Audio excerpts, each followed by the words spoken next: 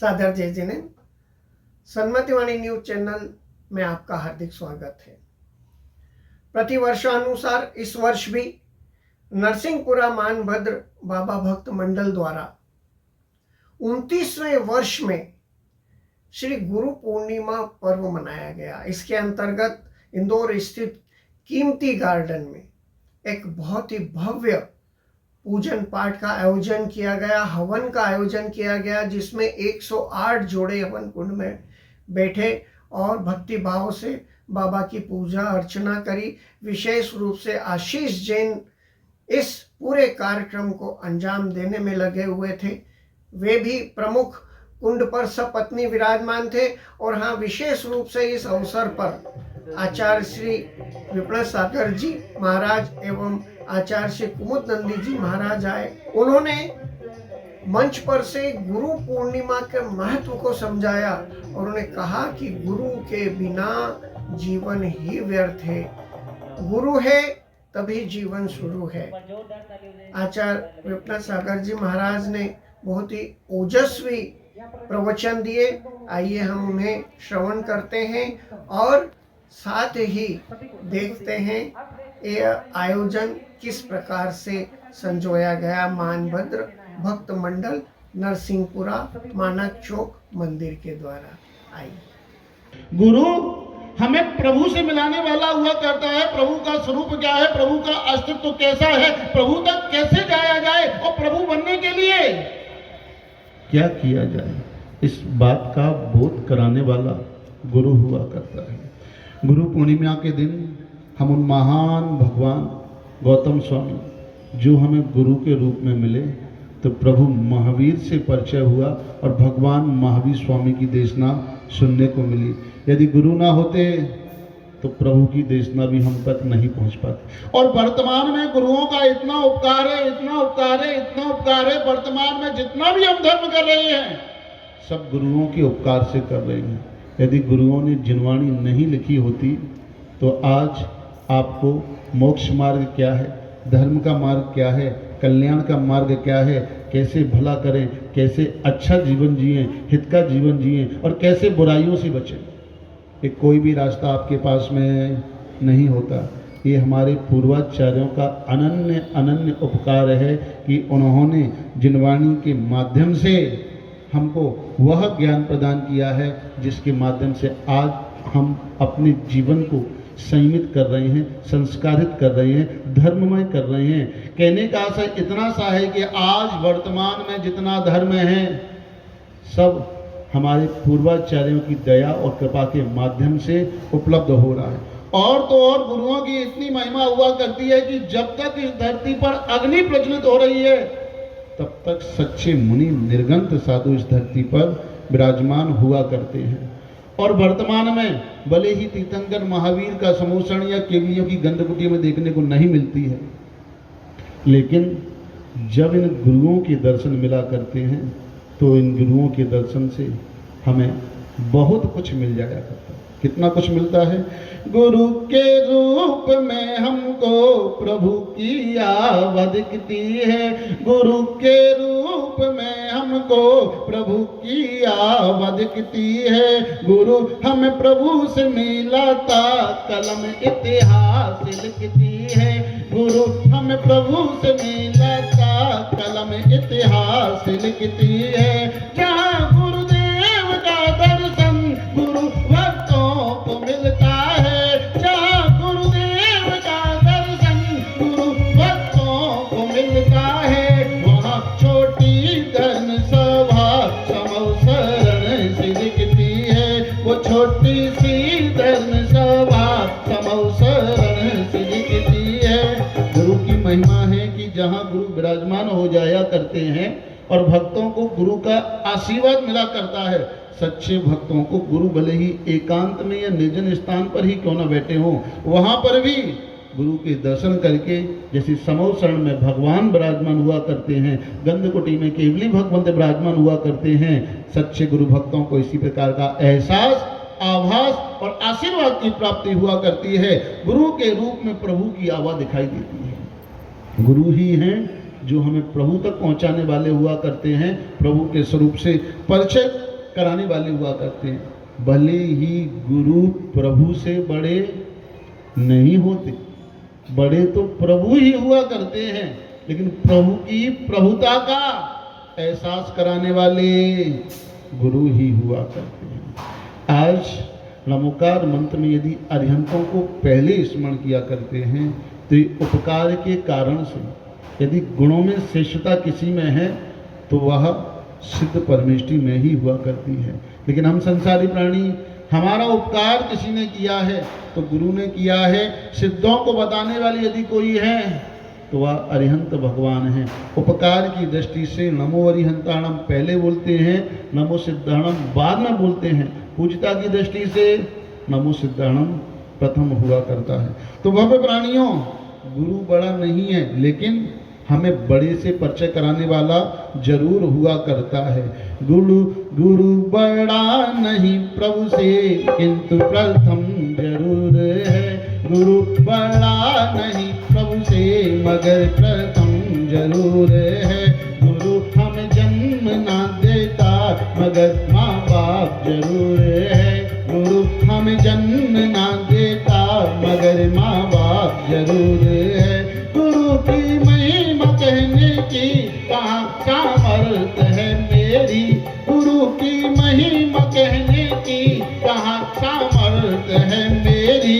गुरु सांसें नहीं मेरी, मगर मम प्राण जरूर है। गुरु सांसें नहीं मेरी, मगर मम प्राण जरूर है। गुरु प्रभु से बड़े भले ही नहीं हैं, लेकिन गुरु प्रथम जरूर है, क्योंकि प्रथम गुरु का स्मरण किया जाता है। अब किसी भी धर्म में देखो, किसी भी दर्शन में देखो, सभी धर्मों के धर्म ग्रंथ आचार्य कुंदकुंद स्वामी, जिनका दूसरा नाम तिरुवल्लाचार्य था, उन्होंने कुरल काव्य ग्रंथ में कहा है, सभी धर्मों के ग्रंथों में सच्चे मुनियों की और उनके गुरुओं की महिमा प्रथम गाई गई है। क्यों?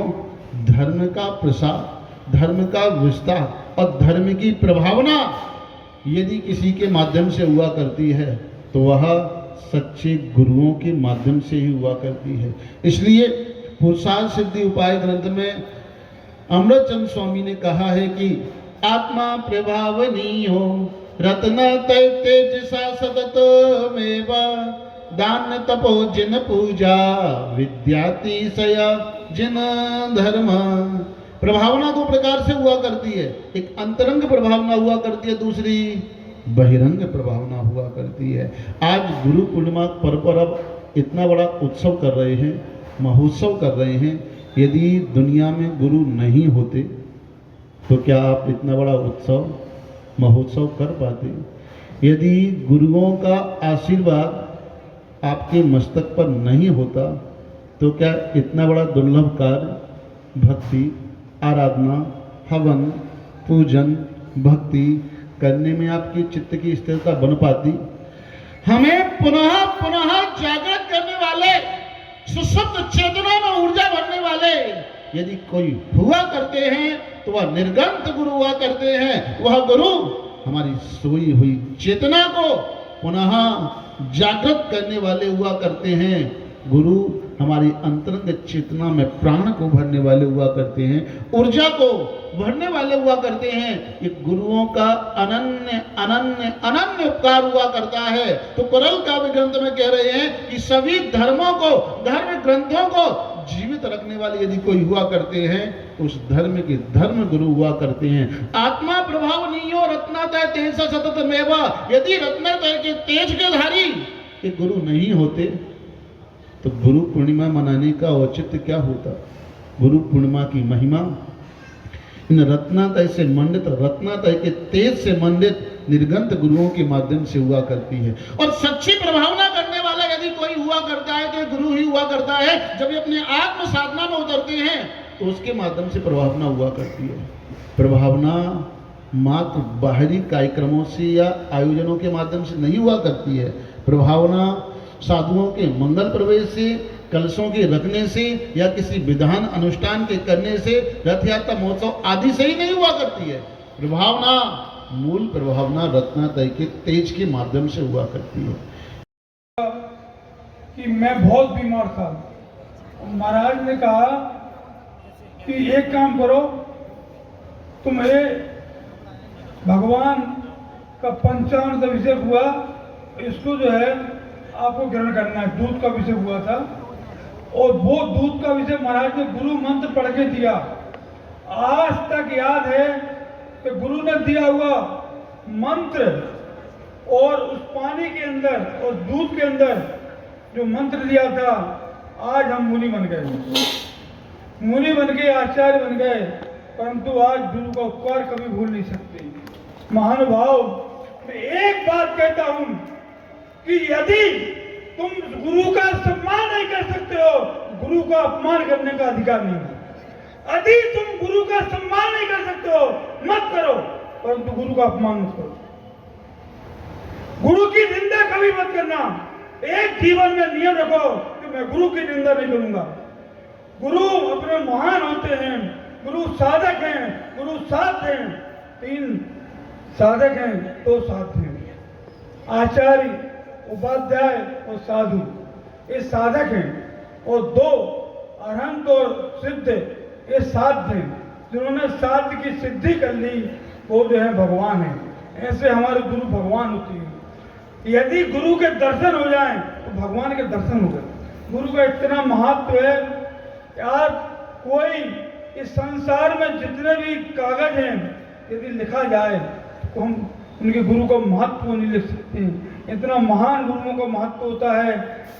आज विपिन सागर महाराज जी ने गुरुओं का, किन किन गुरुओं का क्या क्या उपकार है, किस गुरु का उपकार कैसे हुआ है और ऐसे महान आचार्य कैसे बन गए वो, तो इन्होंने अपना उपकारों को याद किया। तो इसी प्रकार गुरु की यदि तुम सम्मान नहीं कर सकते हो, गुरु का अपमान मत करना। गुरु की प्रशंसा नहीं कर सकते हो तो गुरु की निंदा मत करना। ये नियम लेके जाना। आज से हम किसी गुरु की, अगर तुमको नमस्कार नहीं करना है, विनय नहीं करना है, तो अभिनय करने का अधिकार नहीं। यदि तुम विनय नहीं कर सकते हो तो अभिनय भी मत करना। यदि गुरु का सम्मान नहीं करते हो तो निंदा भी मत करना और किसी का भी तिरस्कार मत करना, क्योंकि किया हुआ तिरस्कार गुरु का महान हानिकारक होता है। इस भाव में कष्ट देता है और पर भाव में कष्ट देता है। इसलिए अपने जीवन में कभी भी गुरु का अपमान नहीं करेंगे, कभी भी गुरु का अभिनय नहीं करेंगे, कभी गुरु का तिरस्कार नहीं करेंगे। इस प्रकार का गुरु पूर्णिमा मनाना है तो एक नियम लेके जाना, सिर्फ एक नियम कि हम गुरु की कभी निंदा नहीं करेंगे, गुरु का कभी हम तिरस्कार नहीं करेंगे, गुरु की कभी अभिनय नहीं करेंगे। जब गुरु मिले नमस्कार, गुरु को नमस्कार है। और अरहंत से बड़े सिद्ध हैं, फिर भी अरहंतों को नमस्कार नहीं पड़ती, क्योंकि अरहंत ने हमको सिद्ध का रास्ता बताया। यदि कोई मोक्ष मार्ग तक ले जाने वाला है, मुक्ति की पथ दिलाने वाला है और गुरु को ज्ञान बड़ा है, तो सबसे बड़े गुरु से बड़ा कोई भगवान भी कहते हैं कि हमको हमारे पास आपने भेजा है तो गुरु की कृपा है, गुरु का आशीर्वाद है। अपने जीवन में यदि गुरु का आशीर्वाद, तो गुरु की कृपा चाहिए, तो दिखता नहीं है। गुरु का आशीर्वाद दिखता है क्या? खल हाथी ऐसा करने से आशीर्वाद नहीं होता है।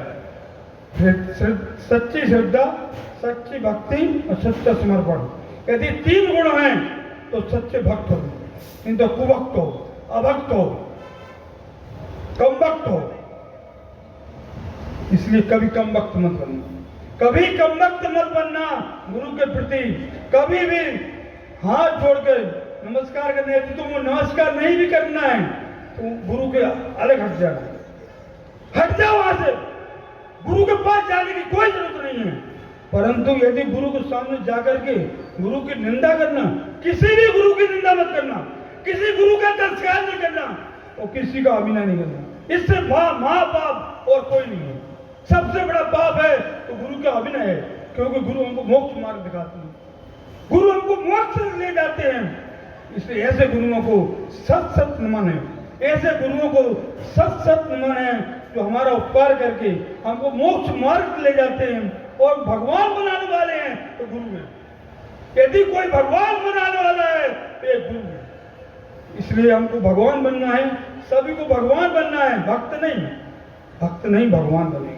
तो बिना भक्त बने भगवान नहीं बन सकते, भक्त बनना पड़ेगा तब भगवान बनोगे।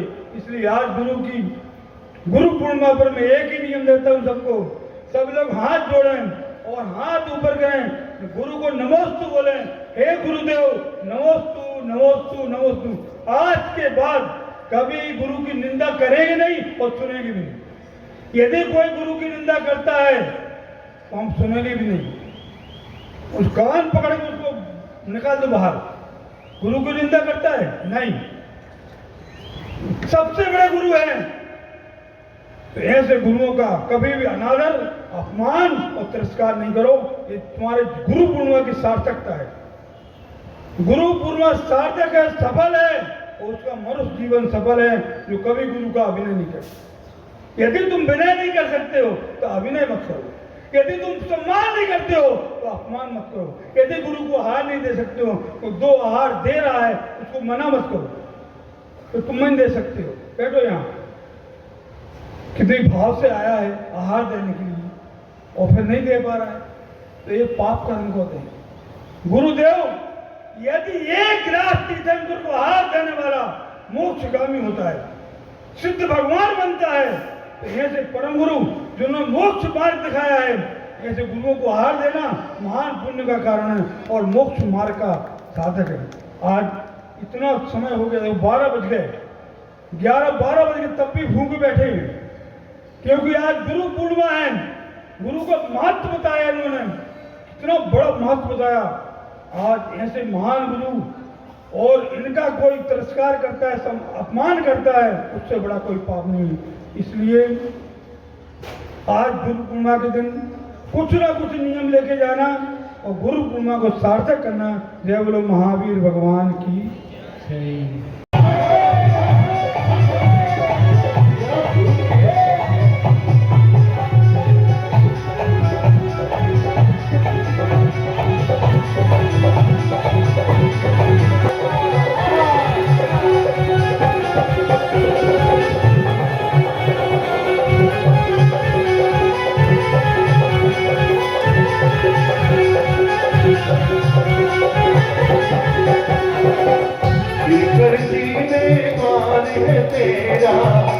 गिरी में द्वार है तेरा, अष्टपद में द्वार है तेरा, अष्टपद में द्वार है तेरा।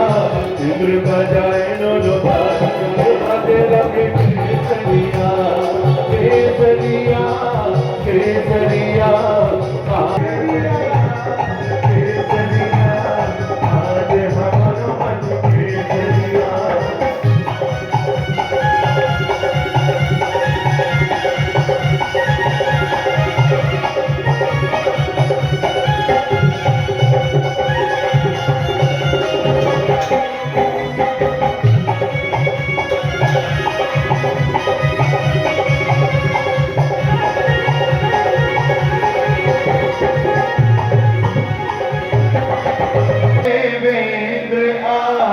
तुम रखियो हमारी आज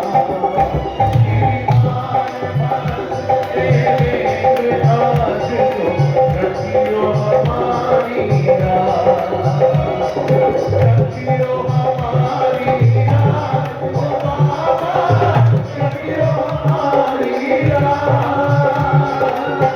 रखियो हमारी